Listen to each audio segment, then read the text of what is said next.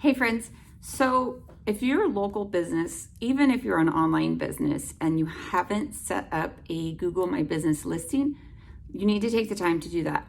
Facebook, Instagram, all those other platforms are wonderful ways to gain organic traffic, but if you're a local business, Google is seriously where it's at. So if you haven't set it up, sit back and let's do it together. I'm going to walk you through the steps and just really quick. Step number one to creating a Google listing is to create an account. If you don't have one, all you have to do is come over here to Google and click on sign in, and you will need to either click on create an account, choose another account, which will take me to be able to hit the create account. And then when you create it, you will need to hit to manage my business. And then you will fill out this information, your first name, your last name, and you will pick an email that you want to use for your business, and then a password.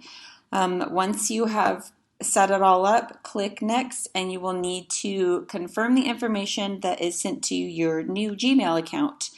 And that's it. You're done with that portion of it. So we will move on to step two.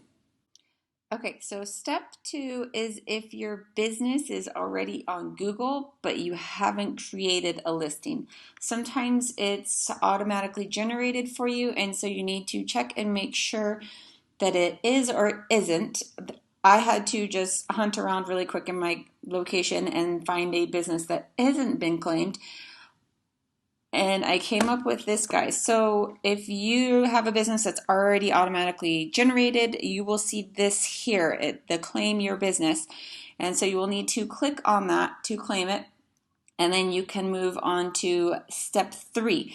If you have just a clean slate to work with and you don't have a Google My Business listing that hasn't been automatically generated for you, say you're a brand new business, like this one was probably been around for a couple years and they haven't claimed it, and so it's just been automatically generated for them.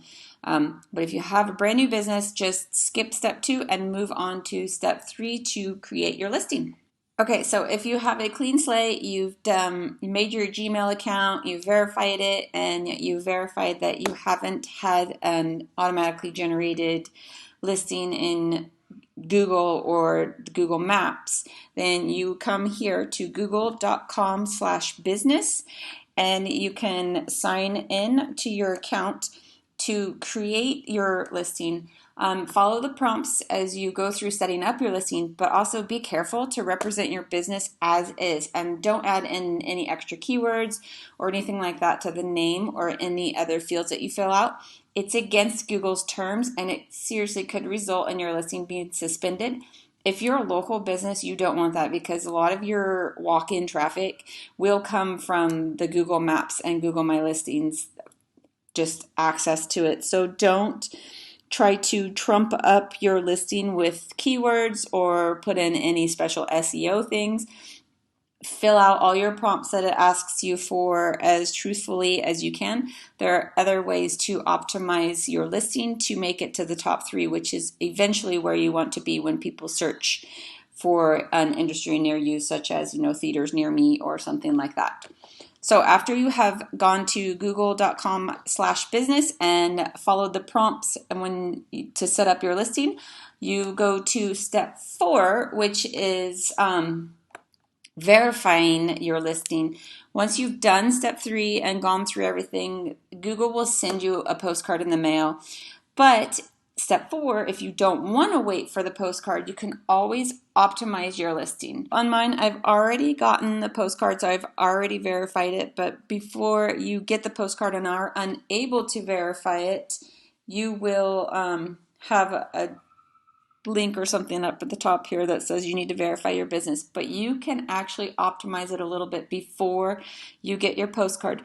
So you would start over here at your info, and you can fill out all the info, complete any and all incomplete boxes and prompts that they ask you for, such as, secondary categories. This is where you can insert other keywords that are specific to your business, such as, if you have an auto shop that you have created a listing for, this is where you can put in mechanic or auto repair or any of the other little keywords, such as your location.